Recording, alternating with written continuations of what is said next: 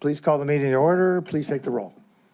As a reminder to all in attendance, this meeting is being recorded and live streamed on the county YouTube page. Calling the roll, Mr. Schron. Here? Ms. Baker. Here. Mr. Tuma. Here. Simon. Ms. Simon is absent at the moment. Ms. Stevens. Present. We have a quorum. Thank you. Is there anyone here signed in for public comment? No, Mr. Chair, no one submitted any public comment. Thank you. The minutes of the May 31st meeting have been submitted. Has everybody a chance to take a look at them? I move to approve the minutes. I'll second that. Been moved and seconded. Any discussion regarding the minutes? Hearing none, all in favor say aye. Aye. Aye. Any opposed? The minutes are approved. We have one item before us, and that's the 5-year economic development plan, just for purposes for everybody that's here on the council. I did ask our economic development director whether this has to come out today, so if you have open questions, something that needs research, feel free to raise that. We don't have to vote it out today, but obviously if we have our questions answered, we have certainly the prerogative to do that. So please read it into the record. Resolution 2022-0185, adopting the 2022 5-year economic development plan in accordance with Section 7.05 of the Cuyahoga County Charter and Section 801.01 of the Cuyahoga County Code. Is there anyone here to speak on behalf of the 5-year business plan? Thank you. Good afternoon. Paul Herdig with the Department of Development. As I believe all in this committee know, that voters of Cuyahoga County, when they gave us our county charter back in 2009, included in that charter some provisions about economic development, which were pretty groundbreaking in terms of counties. There's not many counties that have among their purposes anything to do with economic development. Counties are traditionally looked at as human services organizations, perhaps justice organizations. So this was new. And I was quizzed, by the way, by the chair when I had my confirmation hearing on whether I could remember what the purpose of the Department of Development is. And I do remember, Jack. It's to investigate the causes of unemployment, underemployment, and underparticipation among our residents and design and implement programs to address that underparticipation. I say this because we are given a mandate, again, by the voters, not only to do what we consider traditional economic development work, very important work of attracting businesses, supporting businesses, but to do it in such a way that we're conscious of how our residents are impacted, of how they themselves have good job opportunities and business opportunities because of their work. So I think this is the foundation for all the strategies we develop together. Now, the charter also gave us a mandate to have a 5-year economic development plan, which makes sense, and it gave us a mandate to update that plan annually, which perhaps doesn't make quite as much sense because plans shouldn't be subject to that kind of frequent change. The way we've worked with this over the years is to make adjustments every year based on current conditions, but trying not to have any drastic or radical changes of direction. So in thinking about the current version of this plan, this is the 7th year I've been involved in working on this in different capacities, part of the department's leadership team. For a couple of years when we had Chief Ted Carter, I had the luxury of spending considerable time thinking about strategy. More recently, as your acting deputy director, now director, just continuing to lead the updating of the plan.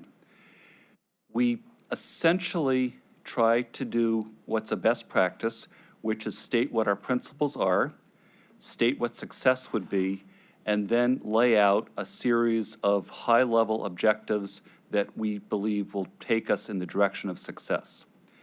So this afternoon, I have brought guest speakers from Baldwin Wallace who are going to talk in a few minutes about how we measure success.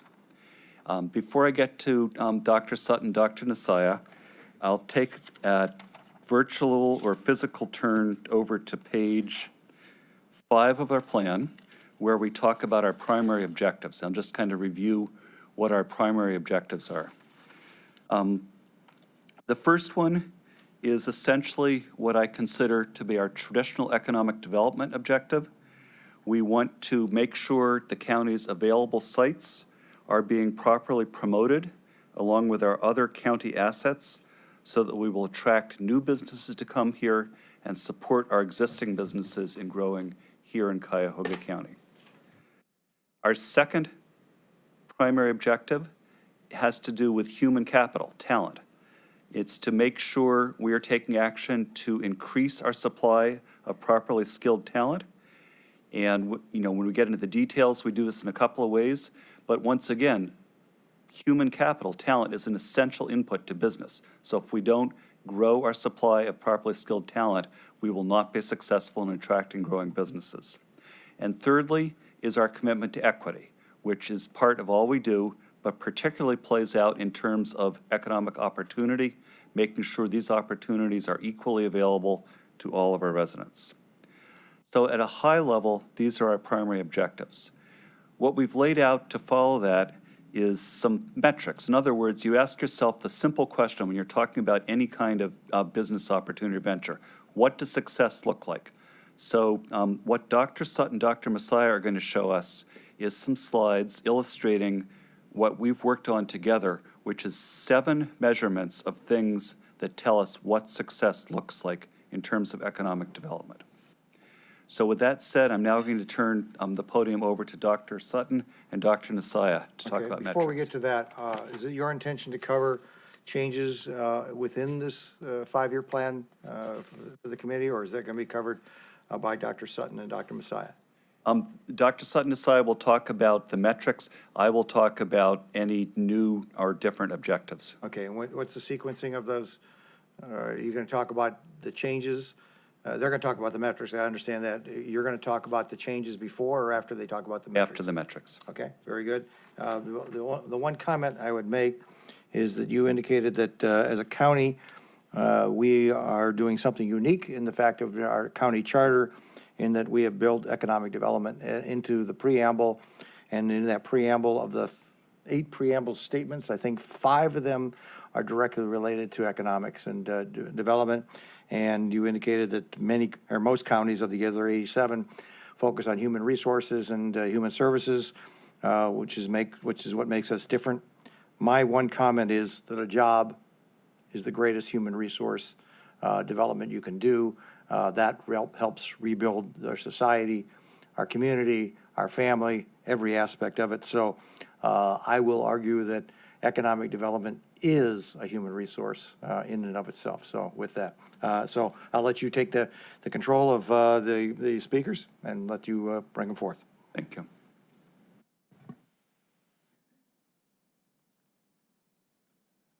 Thank you, Paul, and thanks to the commission for allowing us to speak over here today. Dr. Mazaki, if you can just put your name on the record, because the record doesn't have that recorded, so please put your name on. All right, for the record, my name is Dr. Christian Isia from Baldwin-Wallace University, and I'm here representing the Community Research Institute from Baldwin-Wallace.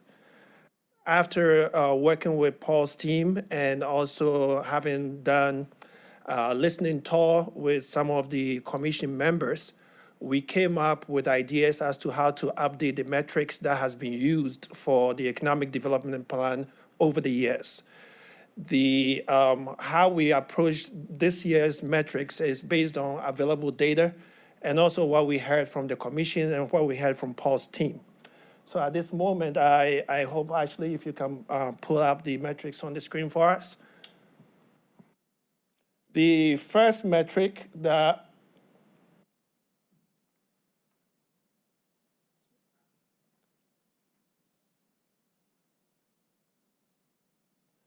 the first metric has to do with opportunity index. This metric has been used by the development plan for a while now. The problem is that the organization that we use to acquire this data from has not updated their data since 2019. So we took it upon ourselves to create our own index using publicly available data. And this index mimics what we have been using before, and it has 4 different metrics in there. One covering economics, one covering education, one covering health, and the other one, the last one, covering social and community issues. As you can see, over since 2018, which we use as our base year, we have been doing pretty well. We have been trending upwards in our opportunity index. The main reason why this is happening is because of 2 things. Education-wise, we have been improving as a county. Also, our health, what you call it, our, one second here. Education and economics is what we are improving on.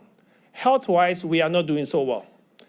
In the next slide, we will show you what's happening with the health. It's trending downwards, and it has to do with opportunities when it comes to the health area. It includes, for example, birth weight, and also it has something to do with people access to healthcare. So Ashley, if you can move on to the next slide for us. As you can see on there, the economic index has been improving since 2018.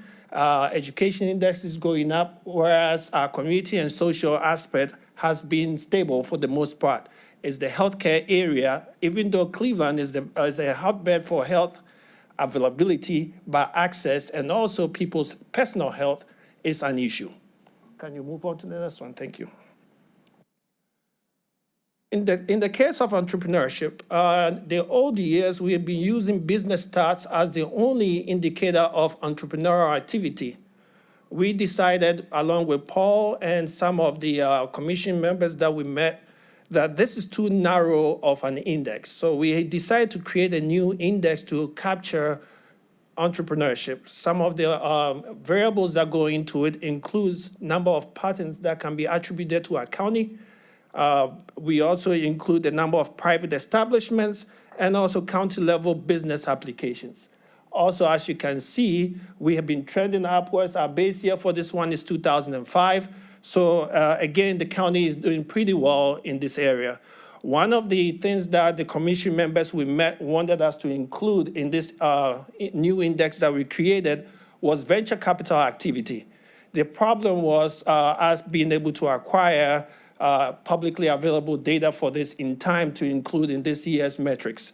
This does not stop us from, if funding is available in the future, to update this index to include venture capital. Next, please. The next index, actually, as you can see, these are the entrepreneurship index variables, which include the patents, annual business applications, and then number of private establishments. The next metric has to do with business attractions. In the old days, what we were using was basically data from Jobs Ohio's executed grants. And you look at the the companies that apply for the grants, the number of jobs that they were creating, and the number of jobs that they were retaining. However, as you can tell, that index is basically narrow focused only on grants that came from Jobs Ohio. So we decided to replace that and have a much more broadened information out there where we used the number of business establishments that started at the county level. The problem with that is that this data comes from the American Community Survey. And if you know anything about the census data, there has been a delay in the release of the most recent census data. So even the 2000 data that they have is a preliminary data which can change. Because as you can see, there was an uptick in 2020, which is kind of interesting because that was during the COVID time. But this here only talks about the companies that started. It doesn't talk about companies that exited around that same time. So that's another metric that in the future we may be able to look at and see the net growth in jobs created during that period. The next metric has to do with the growth of existing business. In the past, we were using ODJF's quarterly census of employment, and we now are moving on to look at jobs created from expanding establishments in the county. Now, this one here in 2019, you can tell that there was a drop, but in 2020, we started picking up. We are hoping that when the 2021 data comes about, we will continue that trend. Tom? Good afternoon. My name is Tom Sutton. I'm with Walden Wallace University's Community Research Institute, and also in full disclosure, I teach political science for a living. So I'm going to carry out the remainder of the slides, and thank you, Dr. Encia, for what you have presented, and really all credit for the data collection and analysis, and what you're seeing is all due to Dr. Ancia. I just figure out how to take all this economic data and figure out what we can do to tax it. That's my job. Okay. So next slide, please. So the metric 5 is workforce development.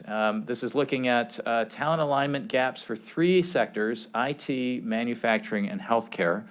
And if you look at the slides, you'll see total alignment for 2019 compared to 2020. And clearly there are gaps. In manufacturing, the gap is about the same for both years. The gap has significantly increased for healthcare, and it has decreased for IT. So these are all moving targets, but these are 3 of the employment areas where we see significant growth in Cuyahoga County, in the region, across the country, and certainly where we see gaps, which is where often education, training, that sort of thing becomes imperative, as well as closing the gap related to equity and people being able to access that training to access those jobs. Next, please. Oh, it's working. Here. Nope. Okay. Metric 6 is inclusion. So this is really looking at our members of our community who often wind up behind because of race, in particular, our Black Americans. And so this is looking at how do we measure their progress relative to the larger community of Cuyahoga County, and in particularly white versus Black. If you look at the first part of that on the left side, the unemployment rate, this is a common way to look at this. The unemployment rate is higher for Black workers than for white, but you see that that gap does start to close going into 2020. On the right, you see the median income measure. Looking at this, we see that there is that gap, but the gap is pretty much, it expanded in 2019, started to close a little bit in 2020, but it is still there. And again, this is looking at income and unemployment. The last is our population metric. This is looking at educational attainment. We have 2 slides on this one. The first one on education. This is looking at populations based on numbers who are less than high school, some college, associate's degree, bachelor's degree or higher. And then you see the bars colored are for each year. We're seeing good progress here. Bachelor's degrees are increasing. Some college associate degree decreasing, the same with the others, but those decreases, remember, are in part because you're seeing the increase in bachelor's degree. Let's keep in mind that for the county, generally the population number has been flat. There really isn't any change in population that would account for this. It's really the transference from lower levels of education to higher levels of education. So that's really a positive indicator. Next. And then finally, can we go back one? There we go, perfect. So now we're looking at your total labor force. So we've looked at education. This is really looking at those that are eligible to participate in the labor force. You've got broken down by age cohorts. So the 16 to 19 are the blue bars, the 16 to 19 labor force, the 20 to 64 population. So it's the total population compared to the actual labor force. And that's what those sets of bars are showing you. What you're seeing is from 2016 to 2020, the 16 to 19 population has generally stayed the same. There hasn't been much growth or shrinkage. Same with their labor population, their labor participation, which obviously is a lot lower. If you look then at the rest of the working age population, again, our numbers are fairly similar going across the 5 years in both participation and in total population. So again, I think this just reinforces that we're not seeing much change in the population itself, nor are we seeing proportional change in labor participation rates. That gap is really what we need to be looking at trying to close with opportunities at educational attainment, job participation, and as the earlier slide showed you, these gaps in what these different industries are needing and not getting when it comes to labor. Next, please. I think this may be it. Yep. We have appendices that give more detail about where the data came from, but these really are the metrics that we've put together to present to you today. So thank you.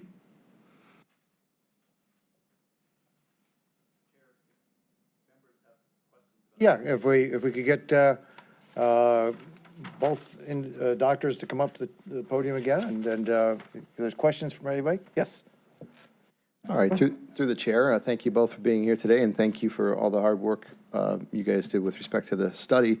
It's always interesting to see, and the question always becomes is what to make of it, right? And what to do about changing some of these statistics that are negative in some ways, and how to increase the positive statistics. One of the things I have regarding the opportunity index variable, you mentioned that personal health care, obtaining personal health care has been an issue. What do you attribute that to?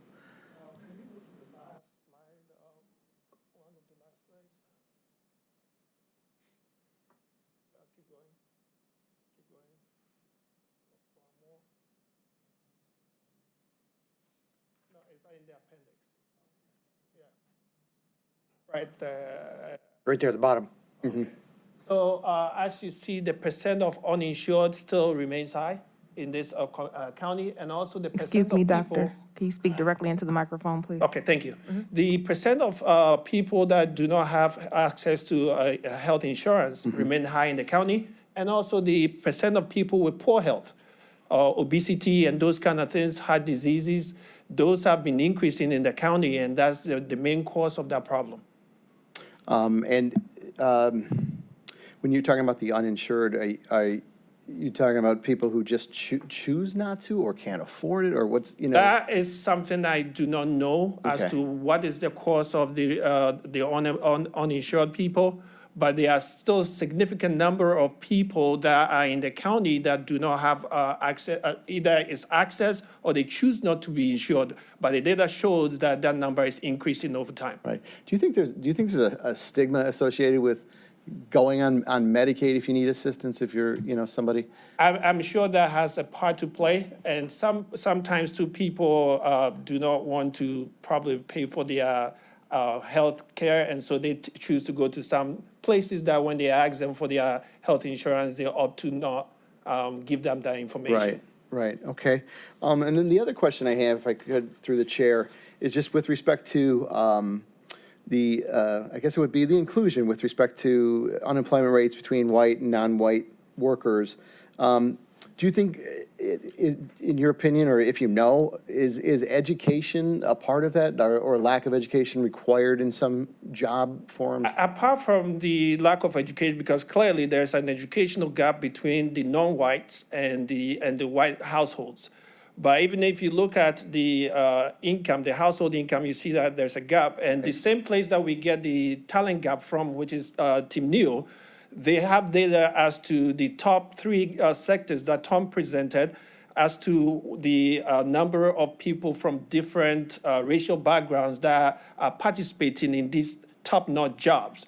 And clearly, there is a gap there, and I think that's what is leading to that gap in the household income. Because even though the unemployment rate, if you look at it, is the gap is shrinking, Right. but the household income is the difference is increasing. Is because yes, the non-white people are getting jobs, but the jobs that they are getting are not quality jobs, and the reason is because of education and also lack of interest and guidance as to them going into these fields that have critical jobs opening.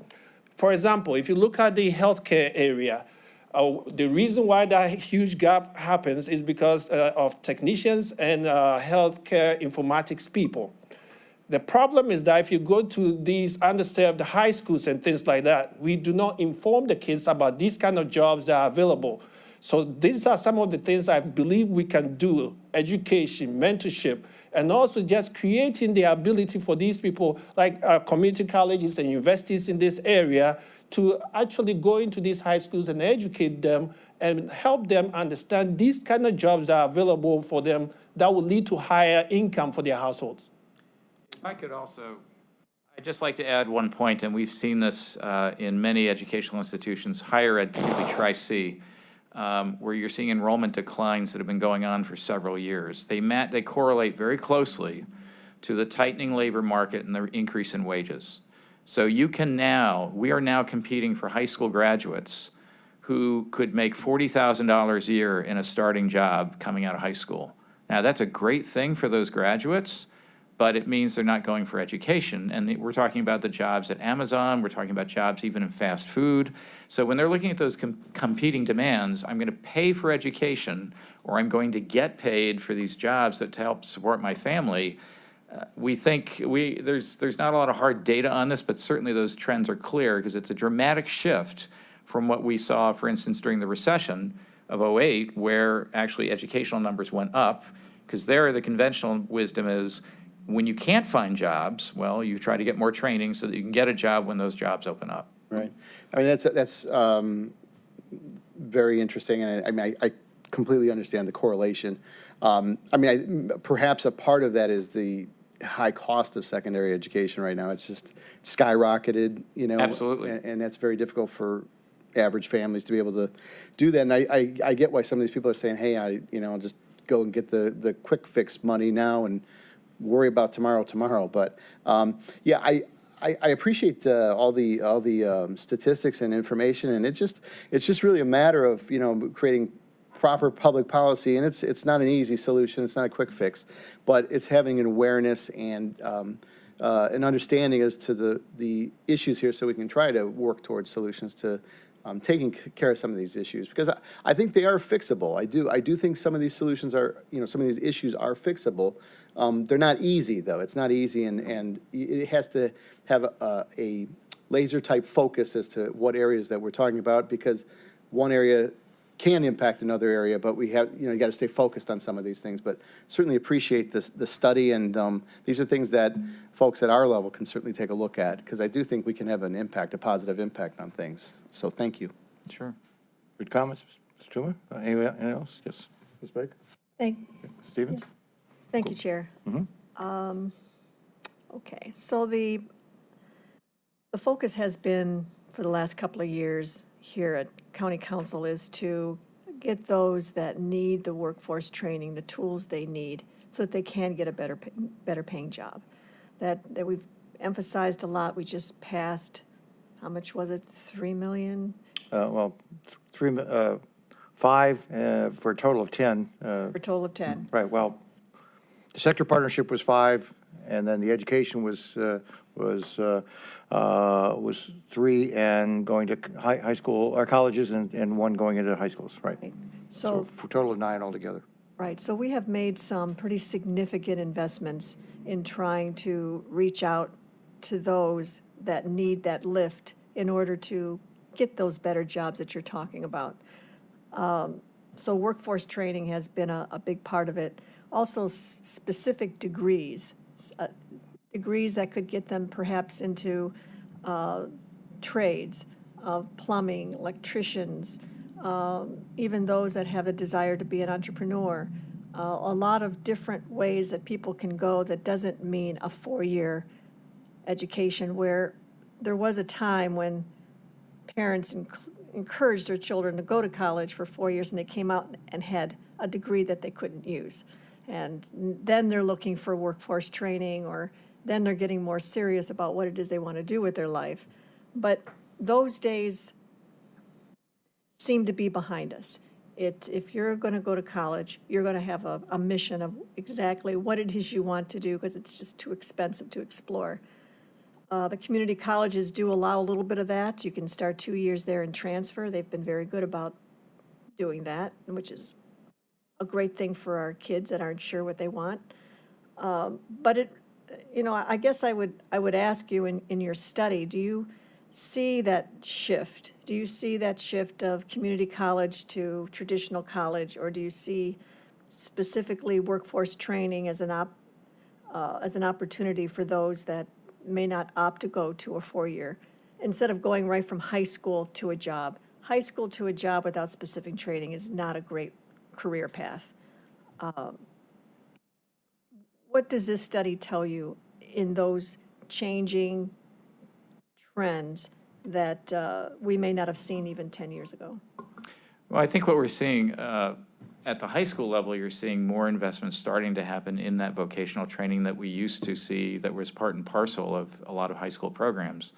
And then we kind of moved away with it, quite frankly, a bias that was in favor of college prep. And some students were almost marginalized by, oh, I'm doing auto mechanics, et cetera. Now that's the big demand. The transference rate of students from Cuyahoga Community College to four-year institutions, BW is a good example of this, has increased dramatically. We bring in now somewhere in the neighborhood of 500 to 600 students a year who are transferring from one of the Tri-C or other community college campuses. We recognize that for some of these students, this is about cost-benefit analysis, right? I've had 4 students in the last 6 years who walked in with an associate's degree and a high school degree that they got on the same day. So we're definitely seeing that. My own personal preference would be to go back to the model of our founder back in 1845, where you spent part of your time in class and part of your time working in the quarry, and that paid for your education. So if you think about that and change the educational year to 12 months, not fall and spring, and build the co-op model, right? We're starting that discussion here at BW. Do co-ops for our pre-professional programs and for our liberal arts students. So why not learn plumbing while you're taking that English degree if that's what you really want to do, and have that skill that not only helps you earn a living, but also help pay for that college and lower that debt that you walk out with. That's a And to add to that, if you look at the data, even in the healthcare sector, what you realize is that not all the jobs, the gap is for jobs that are college-oriented.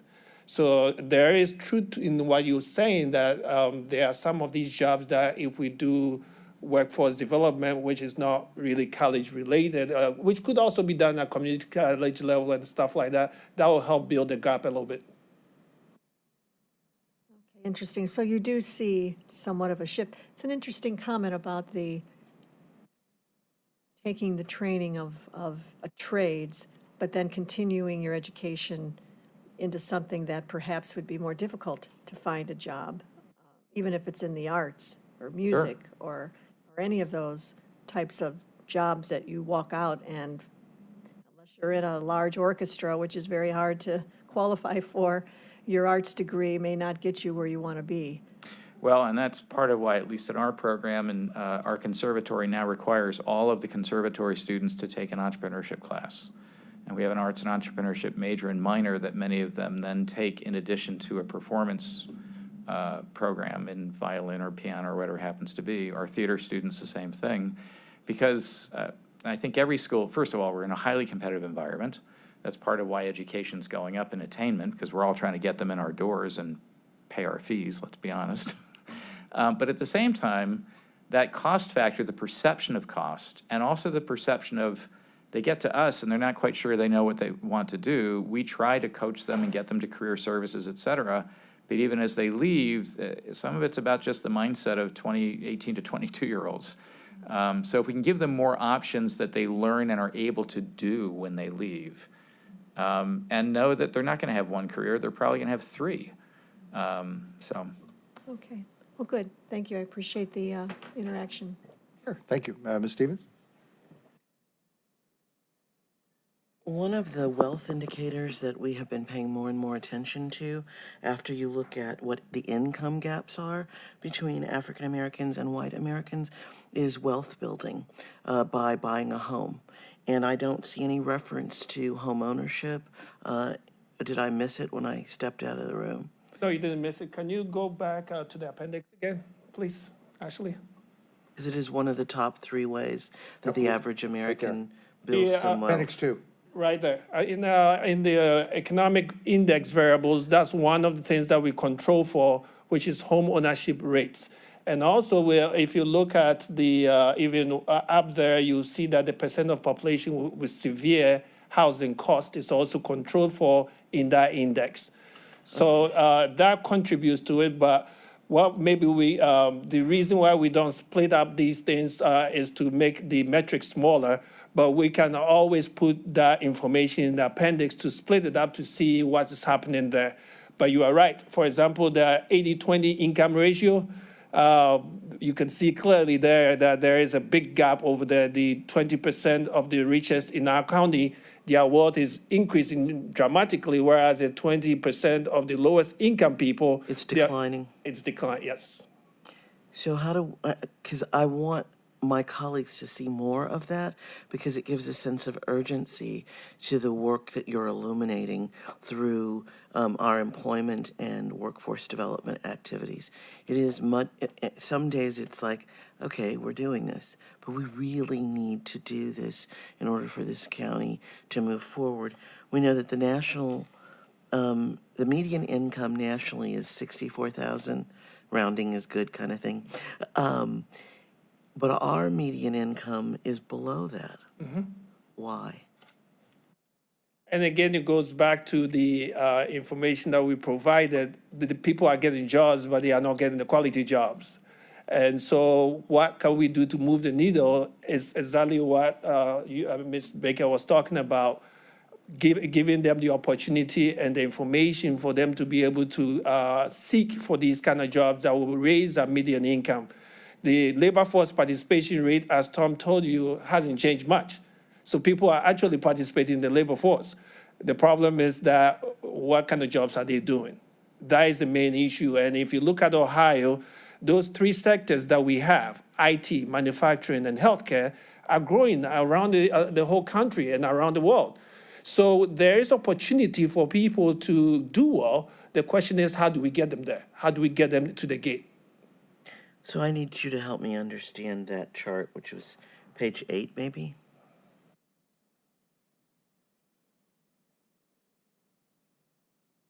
Yes. The workforce metric, if we go back one. So we know that in 2019 versus 2020, we had, let's look at healthcare on the far right. We had, what does this tell me? We had 25,000 jobs? That's the gap, the number of jobs available compared to people that are qualified to take the jobs. So we have 25,000 jobs available with no people to fill them in those areas. And in 2020, it got even worse. It got worse.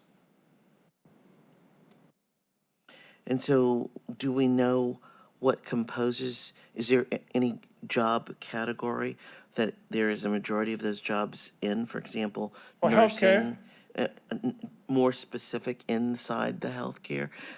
Is 38,000 predominantly doctors? Because we can't produce doctors quickly. No. But we can produce 2-year nurses fairly quickly. Yeah, for example, the biggest category for that negative 38,000 is health technicians, which you can train them to quite quickly take those jobs. Okay. And that's what I was saying, that we can use the community colleges around here to actually fill these gaps if we are intentional in our approach.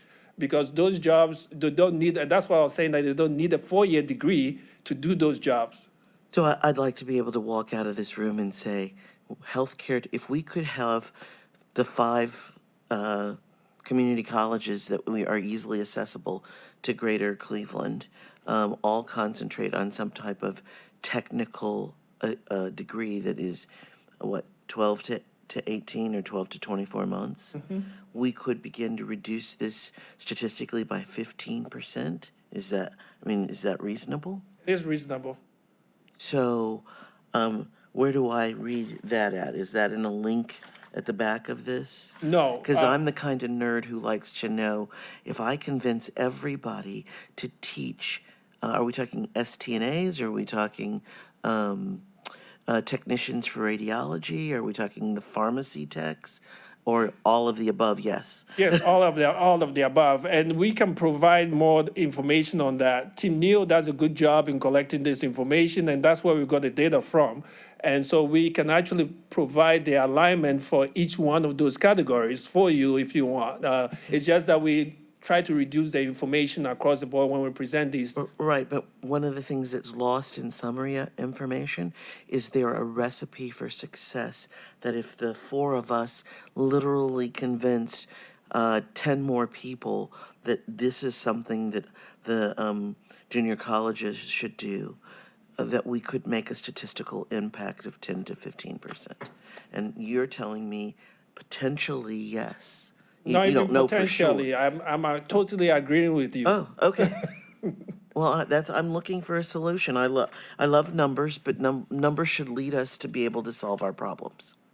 Yeah, and yes, as I said, I think in the future we will not in the main metrics, but maybe in the appendix provide more information as to, especially in this area, as to the actual gap in particular job categories, which I think will be helpful for your decision-making process. Yeah, if you could help us reduce the gap in one of those categories by 10%, think about how much better off we would be if we were literally targeting the young people who are finishing high school and don't exactly know what to do because they're from a household where no one ever did more than the GED or a high school diploma.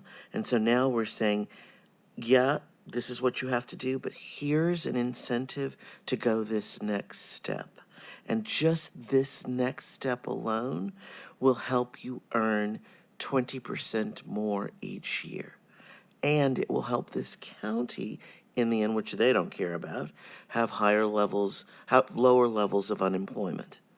I'll give you an example. Recently, BW Business School partnered with EY, Ernst & Young, and because Ernst & Young is trying to bridge that inclusion gap, and we went to some of the underprivileged high schools around here. We did forums with them, and you ask these high school students about, do you know what accounting is? And no idea. No idea.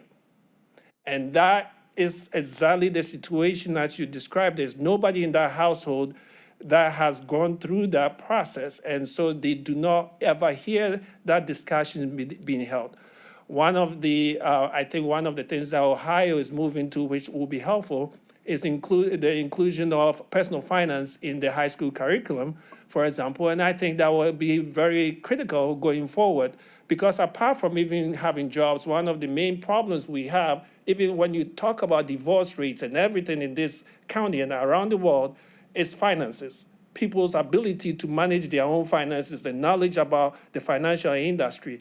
So I'm totally in agreement with you, and that's why I was saying that mentorship is a critical part of this whole process. Because yes, we can create all these metrics and also say that we're going to work with the community colleges to provide access to the degrees that will let them take these jobs.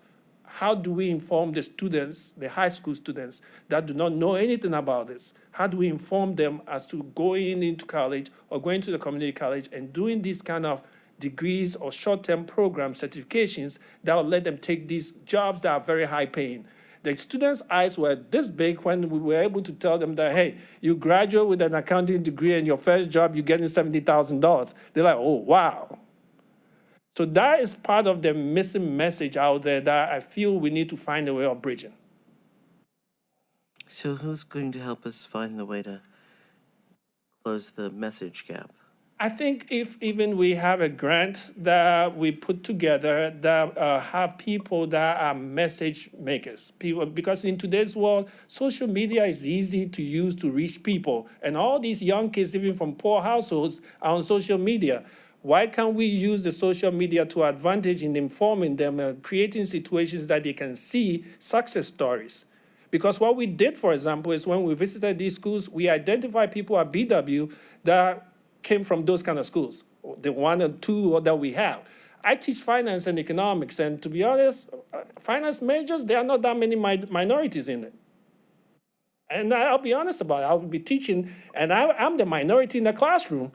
I have all these people, and we have even an investment club at BW, and the students manage over $800,000 in real money in the stock market. Ask me how many minorities are in that investment club. 5 or fewer. 0. So that is the issue. Sometimes I talk to these students and I encourage them to do it, but their environment also plays a role in it. So the more we can put people through the process, the more success stories we're going to generate. Thank you. Mr. Chair, I'm done. Yep, Ms. Baker? Thank Yes. you. It's all very interesting and glad to be a part of this today. The gap also that we haven't talked about, and if you talk to any community college person who HR that is enrolling students, you would find that the gap that exists is the ability to not take remedial classes. that they are not prepared, that we talk about high school to, going into college and taking advantage of opportunities, but what we find is that math and reading and comprehension are not where they should be going into college, going into even community college. So where in your study do you address how long it takes for that student to get to the point where he is prepped for college, even if it's in the trades? You still need to have good math skills and good reading and comprehension skills in order to get to the point where you can take advantage. And to some, that's overwhelming, to have to go back and learn perhaps what you didn't in high school, even though they're a high school graduate. Where is that in your study that tackles that issue? We don't have that level of detail in the study, other than the general education metrics that you saw, but that's certainly something that we can get and that we can report, and I think it would be important. You've got NAEP scores, for instance, ACT scores, all that data is publicly available for different high schools. It's been disrupted by the COVID crisis, but there hasn't been much change. There was a lot of focus on graduation rates. CMSD did a great job of increasing their graduation rate over the last 20 years, but there are still gaps. And quite frankly, again, we keep referring to what we know at BW, and my wife teaches at Tri-C, and so I get her perspective. And the numbers are pretty much the same, regardless of which school you're talking about. The entering class that we have typically between remedial math and remedial English, it's at least a third of the entering class. At least a third, I would think. At least a third, and that's been true since I started teaching at BW full-time 22 years ago. So the line just stays. The GPAs, the median GPA, at least where we are, continues to go up. And I mean, we get into a whole separate discussion about school funding and about teacher preparation, et cetera. There are certain factors that you as county government really can't control, but you have to deal with. And increasingly, higher ed is sort of picking up the slack. Not that good work isn't being done K through 12, but a high school teacher typically has 150 to 200 students spread over 6 or 7 classes a day. How many essays are you going to assign, even though you see them every day, that you then have to turn around and grade, right? And so we default to multiple choice tests and other kinds of things that Scantrons can use, and that's going to affect the learning outcome. Okay, because I know in order to qualify to go to Walden Wallace, incoming students must pass an entrance exam. Am I right? Well, we used ACT scores, and we went to ACT optional. And that was in part so that we would encourage students that often would not look at us, would not apply, to apply. We really haven't seen that much change in terms of roughly a half to 70% submit ACT scores. We use those for assessment to determine exactly what you're asking about. Do they need a remedial class? And if so, we set it up. They don't get credit for the remedial classes, No, though. and So it it costs extends them. their time. We will at times, if students don't succeed in their first year, we may tell them, you got to take a break. Maybe you need to go to Tri-C and get some of this remediation before you come back, because we're a whole lot more expensive than Tri-C. But I think it's also a problem in terms of not just access, but continuation to completion. And to my colleague's point, a lot of that affects our students of color. A lot of it. And that number, that percentage of students, Pell-eligible students, is the larger part of that. That percentage has dropped by about 30% in the last 5 years.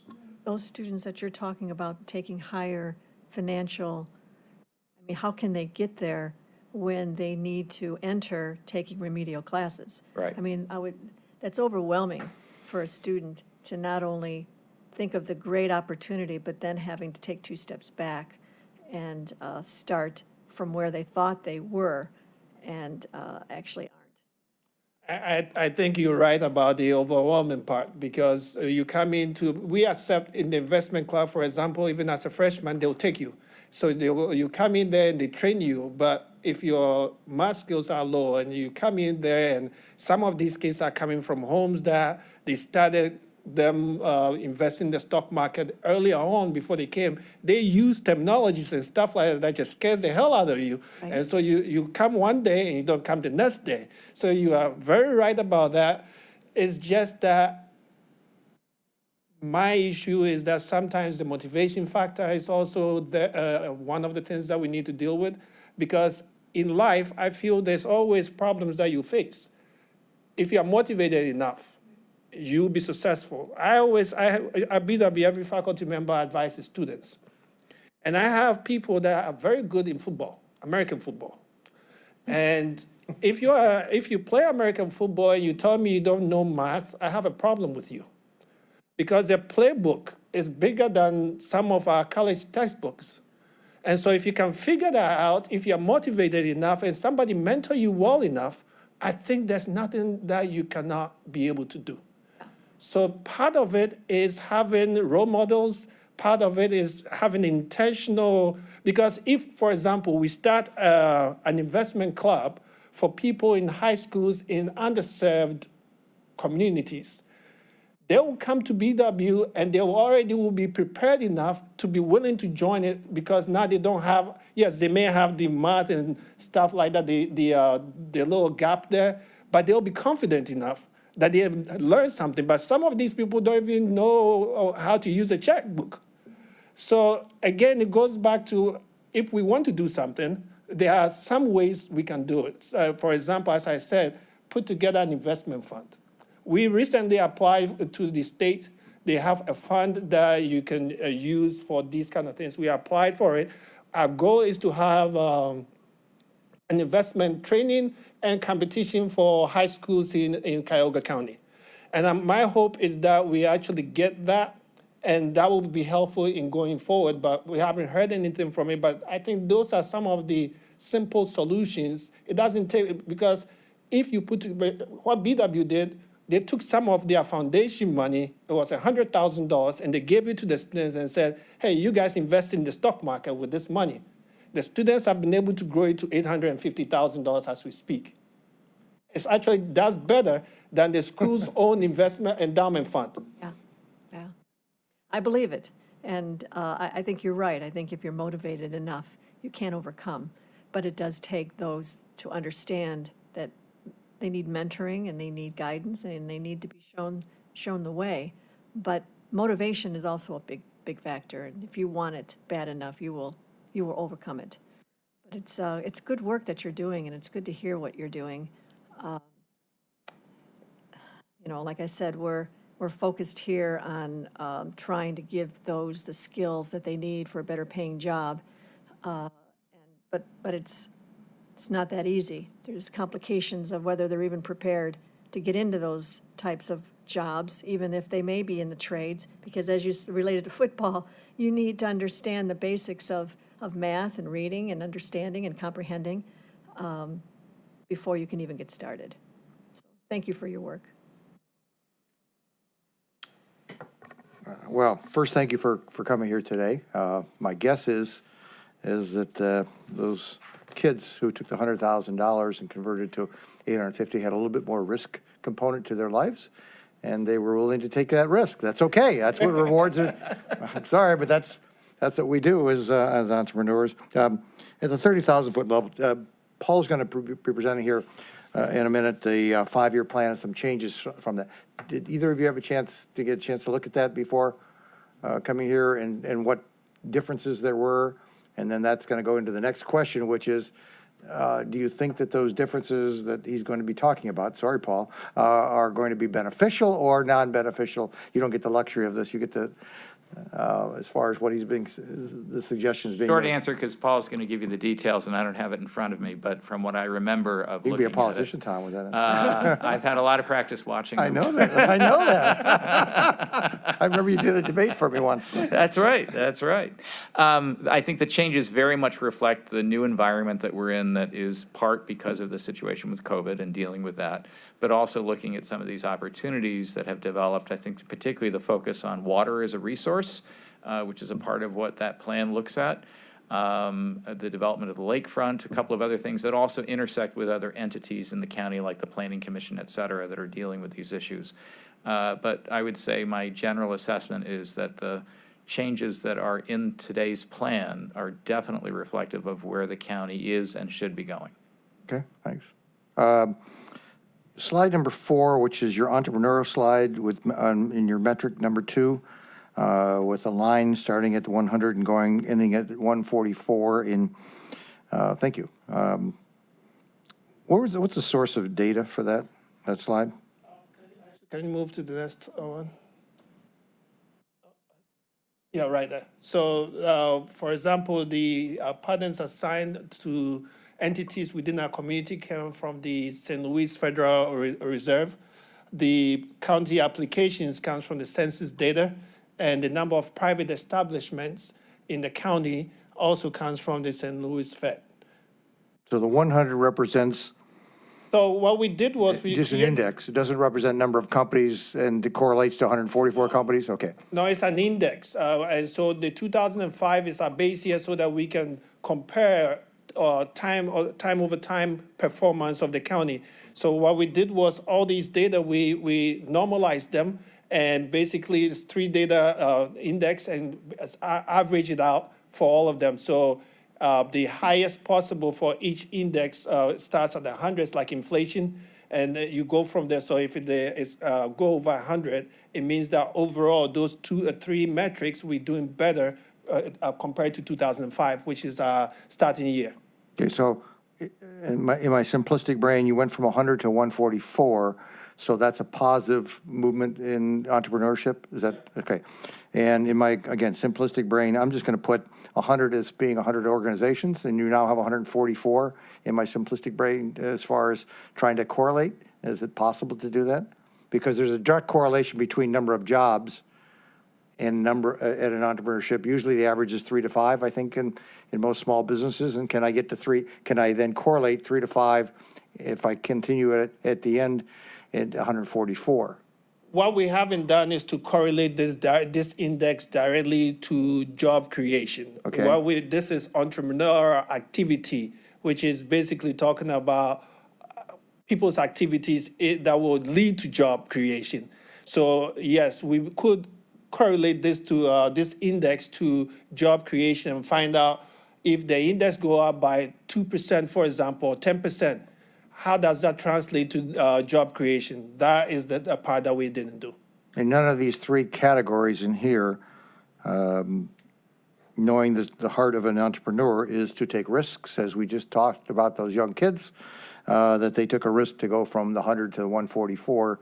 I would like to hope that that also correlates to jobs and job creation out there. So I think there's a natural, if we do this, we're going to get 144. Whatever you can, whether it's 144 organizations, but 144 points of benefit are going to occur when you do stuff like this. So for example, the number of the same data source that we get the number of private establishment for, they actually provide data as to the number of jobs created by these private establishments. So going forward, we can take that number and correlate it to the index and say, okay, if the index were to go up from 144 to 154, what does that mean in terms of job creation? So this is not directly job creation number, but entrepreneurial activity. So we start off at 100, and if we go up by 44%, what we are saying is that overall entrepreneurship activity has increased.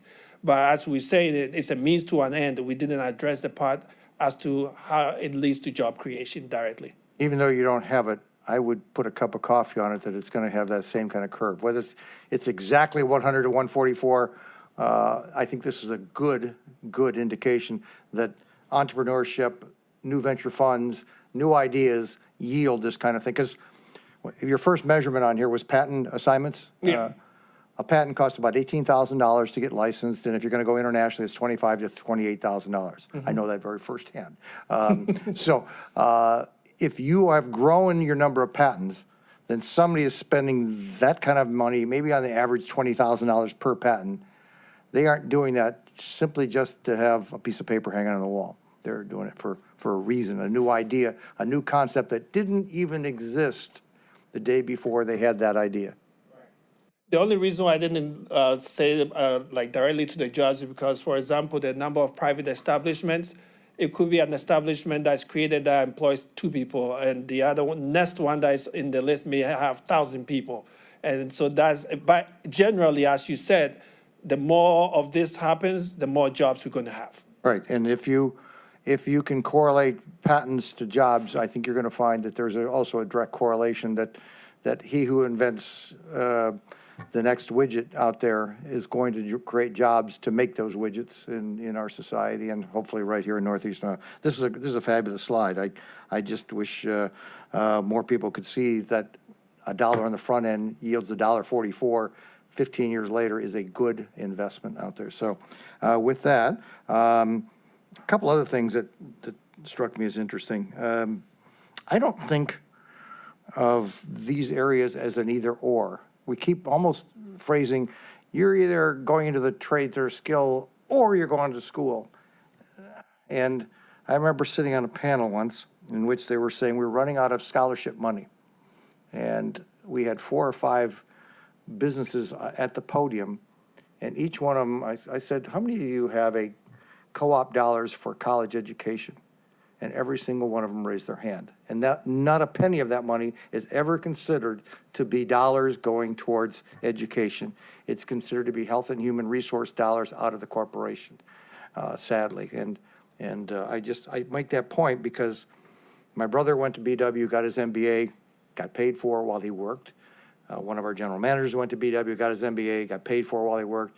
Those dollars don't show up necessarily even as education dollars. And I'll bet you, if you track how many dollars are out there, once somebody gets that, quote, that job, whether they came through the military, they came through Tri-C, they came through Lincoln Electric, there are so many millions of dollars that are going into education that don't even get tapped. I mean, sadly, we pay for anybody wants to go to education, we only get 2% or 3%. I wish every person in our company took full advantage of the $5,000 we offer every single employee every year. So I don't know, I'm not sure how you can stimulate it, but I can tell you that person who comes in through a manufacturing, through a trade school, through IT, they're just waiting. They're a resource waiting for you guys to tap.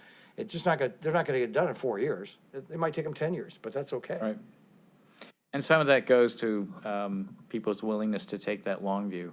It is. Because when it takes many years to get that education, and you can talk all about, well, it's going to get you to this point in your career, there's no guarantees. You don't see it right in front of you. And let's be honest, I don't think it's a younger generation thing. I think it's a human thing to see people do that. Again, it goes back to the question of motivation. We have had a number of instances where we've tried to do on-site education programs. We have the Corporate College East. We've also done it with companies. And we ran into the exact same problem, where the company was willing, we were willing, and the program folded because we couldn't get enough people to do it. Some larger companies. And to my colleague, Ms. Stevens, I really do think that this is one of the ways that we can get there. Excuse me, Mr. Strong, can you speak a little closer to the microphone? This fabulous young lady that just would not stop learning. What a crazy thought. And right down the street from us. And she asked, when are we going to be done paying for education? I said, when are you going to be done learning? And it was, you would love her. You have to come over sometime, get a chance to meet. Because when you ask somebody, you said, these people don't understand what a medical technician is, to Ms. Stevens' question. I'll bet you they don't. If they ask that same student population, they won't know what a CNC computerized machine tool operator is. They won't know what a coordinate measure machine operator is. They won't know what a 3D printer or additive manufacturing person is. But when they see it, whoa, it's an aha moment. And it's just as exciting if we can educate them about that. And they aren't done once they get that job. They can go anywhere they want. We got a young guy just got a scholarship. He started as a shipping clerk and now a CNC operator, and he's now going and he's going to get his MBA, or he's going to get his mechanical engineering degree out there. So I just think it's kind of exciting from that standpoint. We just need to change the vision that it's not either or. It's not get a job, go to school. You can do both. I think. Increasingly, you find that most college students are actually doing both. Most college students are working and they're going to school. They problem I see is that it's not, some of their jobs are not jobs that lead to careers. And if the co-op model will be much better, because then it's much focused. If you're working at McDonald's as a teller, yeah, you're getting some workforce skills, but it doesn't lead to a career path. And that's the part that I think is missing, in a sense that if they are focused on something that can lead to a career, that's better than just working. Well, I love Dr. Sutton's comment that what's wrong with school, the University of Cincinnati makes a living out of 2 semesters of school and 1 semester of internships. And they tell you right up front, you're not going to graduate in 4 years. It's a 5-year program. Commit to it. And I'd be willing to bet that an awful lot of those kids coming out of there with that skill, they get hired up like that out there. And I love your suggestion of that. And wouldn't it be a fabulous way for us to recast our whole school year so that your school year now actually rotates and it's not fall, spring, summer work, fall, spring, summer. Maybe it's summer school, fall school work. And so you always have a constant flow of students. Well, an example of that is that some of our internship programs, so we have many with the businesses where they do get paid for their internship because that's required by law if they're a business. But nonprofits, the area that I deal with, of course, mostly it's volunteer. So what we've done is we've periodically gotten foundation funding and other sources where we can get students into really job training kinds of internships in areas like the nonprofit sector and get paid a stipend in lieu of what they would otherwise be making if they were working a typical job in the summer. 80% of our students work 20 hours a week during the school year itself. And they go right into full-time versions of whatever it was they were doing during the year, which is the other stuck part of it. They don't want to give up that job that carries them through the year and into full-time in the summer to then get the unpaid internship that might give them more meaningful experience, which goes back to the co-op model. If you can build that in, the St. Martin de Porres model Right. over in the east side, right? Right. If we could do things like that. They've been doing that for years, but perhaps that's a new vision for what our 5-year plan should look like. It should coordinate with you, coordinate with Tri-C, coordinate with John Carroll, and say, hey, we are a 12-month life Right. event, not a 8-month school event, and we'll let that rotate throughout the year, because I really think you have a nugget when you go back to sometimes schools that maybe were founded in the 1800s really had some good nuggets that maybe might be come back and revisit some of those things. And I think if we're able to do what you just suggested, it will help us retain some of these young talent that we are actually bringing up. Because often I see students, brilliant students, they are graduating and their whole goal is to leave this area. And it's because, again, yeah, they have family here, but economically they do not have real ties here. So if we were able to take that model that you just described, that creates an environment where the student is graduating, they know that this job that I've been in there already, I love the people I work with, I like what I'm doing, I'm not going to move out of the county when I get a degree. So we are generating some students that are having these talents, but they're leaving us. And that's another issue that we need to address. Yeah, we probably have 10 interns at any one time at our company of all walks of life, every background. And I always tell them, this is a 4-month interview. You're not on a 4-month internship. You are a 4-month interview. And they get the aha moment. And you might be interviewing for Lincoln Electric. You don't know. But even though you're working at Juergens, so I think you have some great visions of what you guys are doing up there. Thanks for bringing the metrics to us. And now, Paul, do you any questions from? And Paul, do you want to bring us the pearls of wisdom of where we're going to go? But I think you also maybe have to go back and revisit your document, because Dr. Sutton had a phenomenal suggestion as to how education maybe looks at it from a new slant. Thank you, by the way, gentlemen. So on a personal note, my youngest son attended Northeastern University, which follows the co-op model, and he loved it. He also learned about a job he didn't like. So it was very successful for him. Yeah, and I'll bet you from the point I think Kristen had made that you maybe don't learn a skill by doing the teller skill. I'll bet you that teller could be a heck of a contributor to your investment club if they got there. Thank you. Members of council, since we've talked a little bit about workforce, I'm going to start with that and then just kind of go back to going through the document. But let me say, a word about our approach to workforce. The new element we've added has been the hospitality sector. I think, this committee may recall we added that to our contract, our funding contract, back in last December. But one of the areas of growth and change for us is going to be the healthcare sector. The Workforce Funders Group, which I serve on, which administers the funding that we give, has struggled a bit with its work on hospitality. I'm sorry, and with healthcare.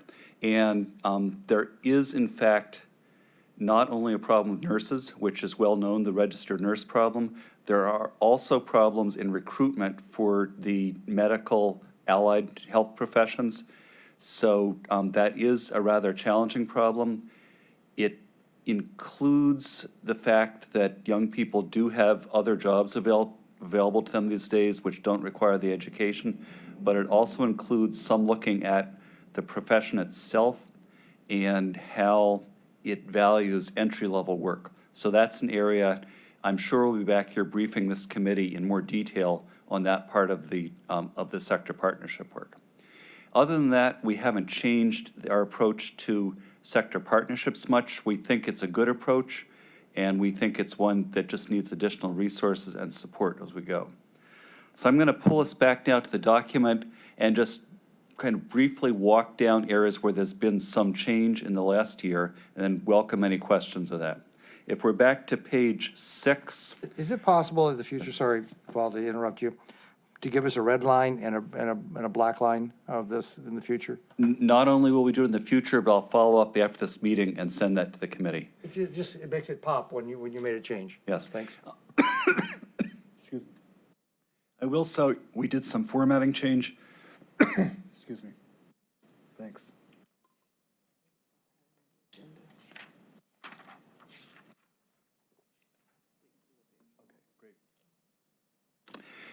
So what you get may be a little different from red line because we had to change some formatting as well. We'll try to make it simple. So I'm keying to the agenda. It's page 13 on the agenda version. My page 6, whatever it is, it says Objective 1, promote county assets for business attraction and growth. So the first thing, which is really the only brand new thing we added this year, was to allocate our ARPA funding in ways that support transformative activities. And in the preface to this, we put a list of the various ARPA-funded activities, many of which have come either to this committee, Community Development Committee, or other committees of council as we're beginning to put those things under contract. I will say in general, it was the hope of the administration and the intent of the administration that in working with council leadership when we negotiated the large items, we would hit on some of the major features of the plan. So that's the new thing. Coming down this page, I would highlight in the 4th paragraph down where we talk about our branding, that we are in fact highlighting the water resources. In fact, there's an ARPA item pending before council now where we'll be spending about $1.5 million of ARPA money to better promote the fact that we have Lake Erie as a business attraction and business growth feature. I'm coming down a little ways. In the 4th from the bottom, we've highlighted the fact that we're working on tightening up our inventory of available sites.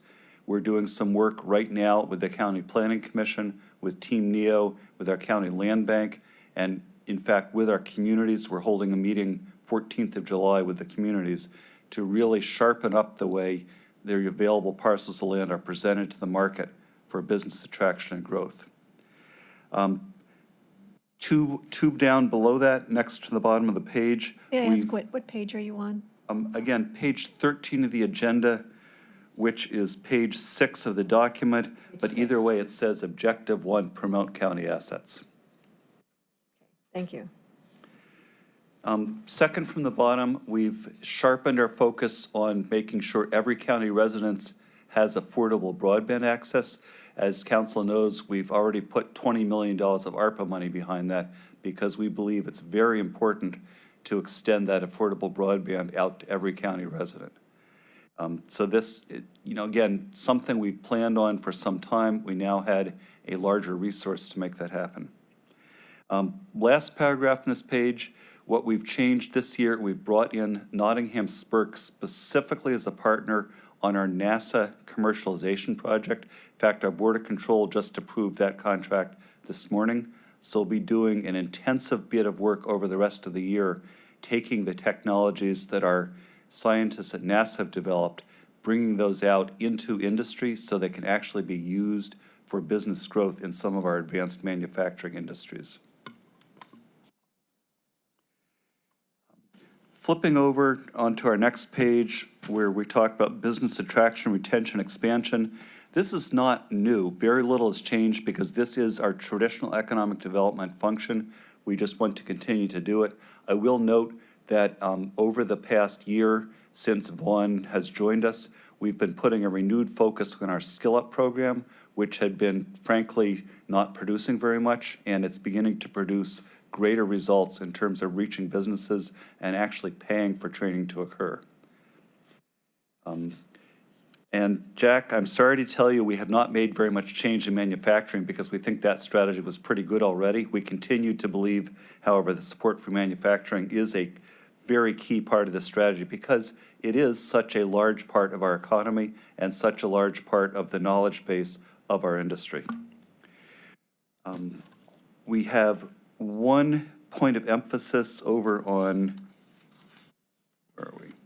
Page 15, second from the bottom, where in terms of our microgrid work, which has been going on for several years, we are now, as council knows, taking a focus on multiple microgrid districts in different parts of the county. That work we hope to bring back to the city of Cleveland now that we have some new leadership there. But with or without the city of Cleveland, we're moving forward in several other suburbs where they have zones where industry wants this and where there's potential to make it work. So that's a tweak this year. Coming over to the next page, your page 17, it's the place-based development. I'm sorry, it's your 16. We're in place-based development. One thing we've intensified here in that next to last paragraph there, our focus on access to the lake. The administration has really emphasized this using some of the ARPA funds and looking to get other federal resources. So we note the example of what's been done up in the city of Euclid and a number of projects, as you've been briefed on, seeking to leverage erosion control into greater public access to the lake. That's Lakewood and several other areas attract and get federal funding to increase residents' access up to the lakeshore. So that expansion of resident access is a new theme this year. Climate Action Plan, I won't attempt to speak for Director Foley. I think he's briefed you on several occasions. We continue to believe this is important.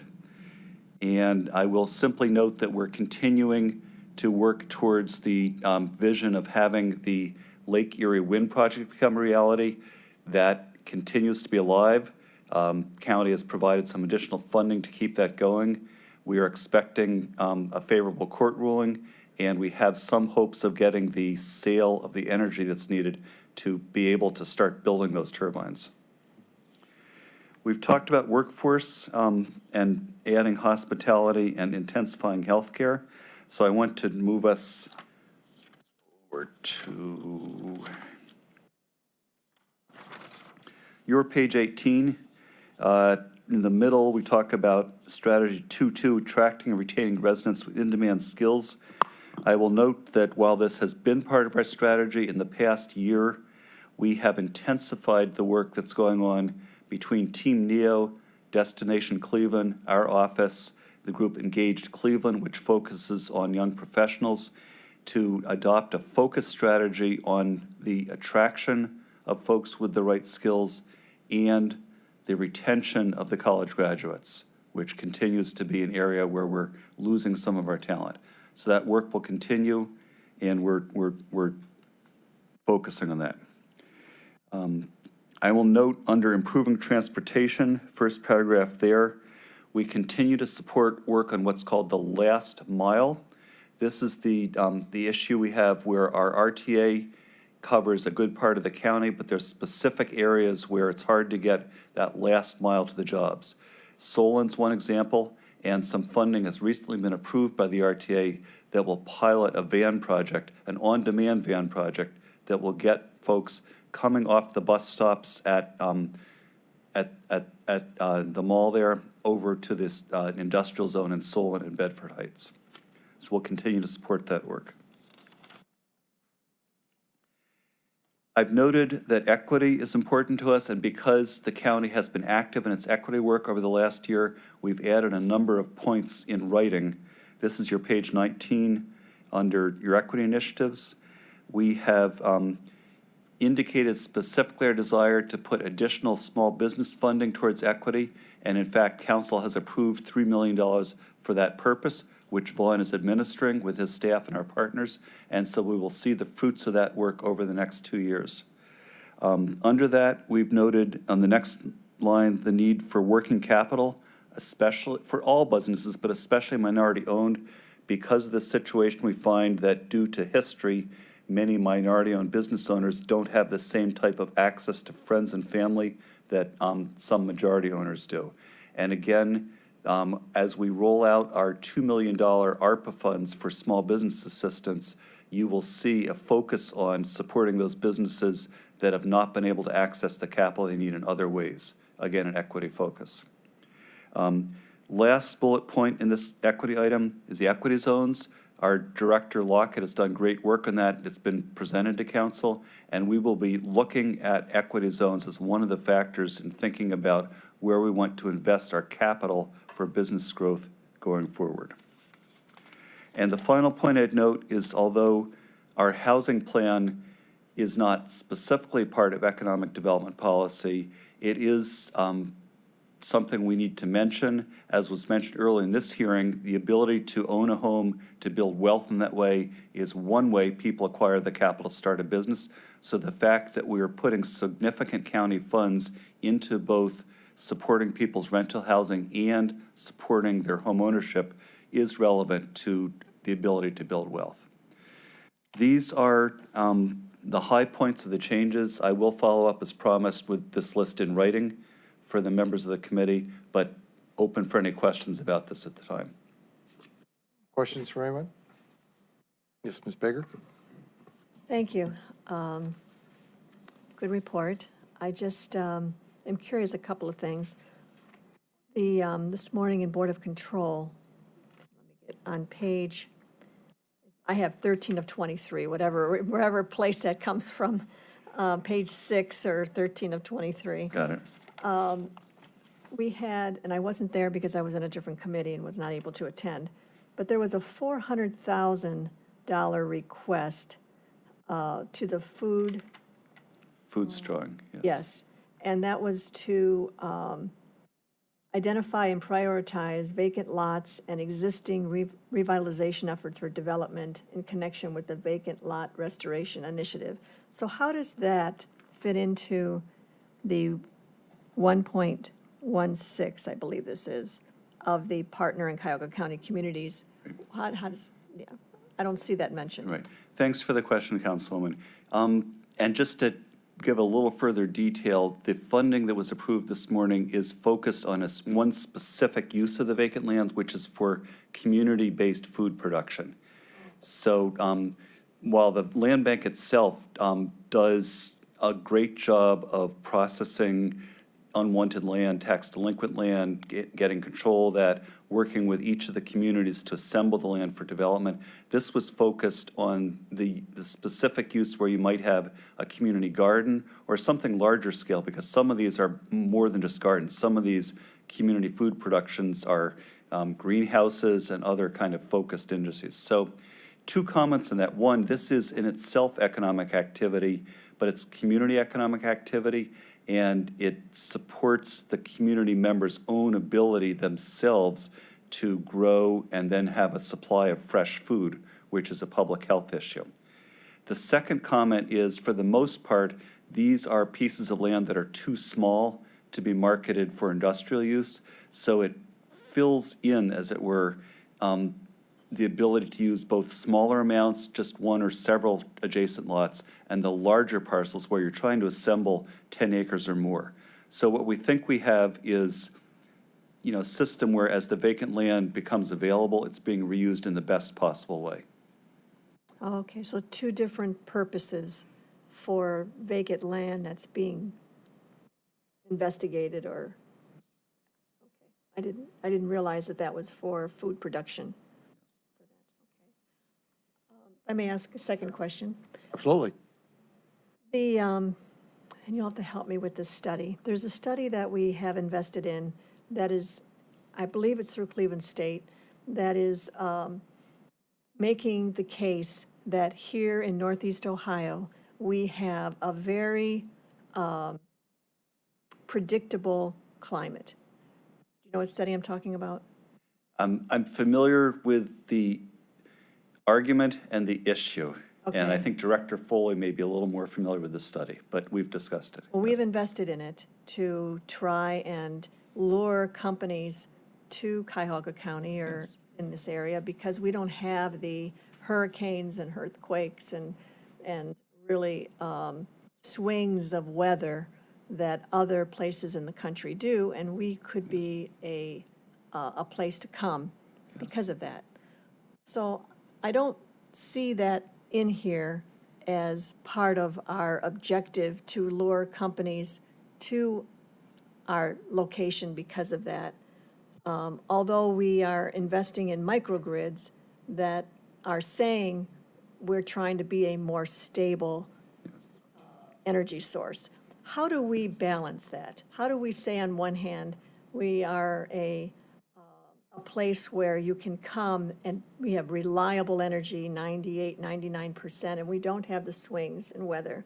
But on the other hand, we are investing in a microgrid project because we could be vulnerable to energy loss. Thank you, Councilwoman. A great question. I would say to some extent, we are fortunate in having stability in our climate here. We've perhaps seen the map where you draw different types of hazards on the map of the United States: hurricane hazards, earthquake hazards, flood hazards, and our part of the country is conveniently not in any of those zones. So we do seek to take advantage of that, and this is somewhat related to the emphasis on having Lake Erie. For example, we don't have droughts here. But the second part of your question is, why then would we need to invest in a reliable electric supply? So even without climate problems, a standard electric grid is not designed to be ultra reliable. It's designed to be maybe 3 nines reliable, but the kind of power that a microgrid delivers is 5 nines reliable. And so an additional investment is needed if you're going to deliver that kind of ultra reliable power. So it's a slightly different business case, which says, if we build the microgrid, they will come, and then as you've heard from Director Foley, we have done some research, we've talked to companies, and they've said, yes, we would value that power, so please build that because we will use that. Okay, so microgrids really aren't based on climate change or on the swings of weather. It's Correct. based on just being more reliable than the 98 or 99% that we have now. Correct. Is that right? That's correct. Okay, it's good to know. Is there a reason why we don't put in here as part of our objectives that we are, though, not subject to these wild weather swings, and that could be a reason to promote? Thank you, Councilman. I believe Vaughn's making a note of that. And we will have the opportunity before this is passed by council to get that in there. Okay, well, good. I appreciate it. That was a great, great comment. I appreciate it because we get lost sometimes that, and I repeatedly say to people, well, what about the weather in Northeast Ohio? It's really bad. And I said, no, God only gave about 17% of the world all 4 seasons, and we're blessed with all 4 consistent seasons out there. And when you say that to somebody, they go, wow. Last time I checked, there's not a poet that's ever written a poem that doesn't say spring always follows a winter. It never follows a medium Florida, blah, So from that standpoint. And not only do we have the But four it should be, seasons. it should be it should actually be one of the highest points of our climate environment. If you are acknowledging that we don't fall in any of those circle grids of hurricanes and tornadoes, that should be right in the front of our climate. It should be one of the top items. Because we have the it's- four seasons, but they're all tolerable. Yeah. And the least tolerable is winter, but it's still tolerable. The other three seasons are Winter's great if you beautiful ski seasons. and you walk and you snowshoe and, yeah, it's a great thing. I love it, yeah. Other questions for anybody? Great comments, Ms. Baker. We still have I have heard responses from the chair. I know that Mr. Miller has already introduced his questions and comments and been satisfied. We still have a quorum. If everyone's comfortable, I'm willing to bring this out unless anybody would like to have further information on this and bring it to the full. Okay. Okay, it's been moved and seconded. All in favor, we'll just have it follow the regular procedures of 3 readings. And we're going to hold you at your comment that will show up in the environmental climate section in Ms. Baker's comments. Very good. Hearing no, any further discussion? Hearing none. All in favor of moving this for second reading, full council, say aye. Aye. The motion carries. Is there anything else before the board? Thank you. Hearing none. Thank you very much. Thank you, doctors, for showing up today. Your information was very, very important. And Ms. Lou, this is one of those other things that you don't sometimes get a chance to comment on, but this is also how the sausage is made, too. Thank you. We'll adjourn the meeting. Thank you.